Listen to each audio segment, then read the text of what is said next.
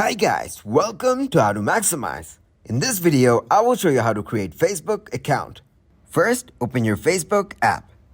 Then go to menu on the bottom right and then scroll down. Now, log out from your previously logged in Facebook account. After that, tap on Create New Account. Then tap on Get Started and now put in your first name and your last name.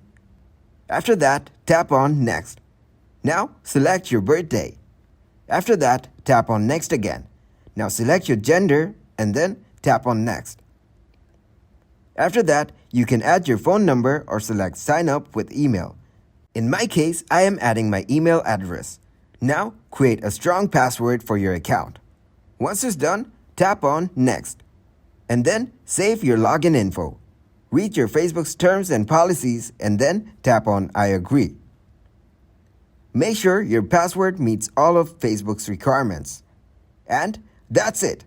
Thanks for watching and please leave a like, subscribe, and share.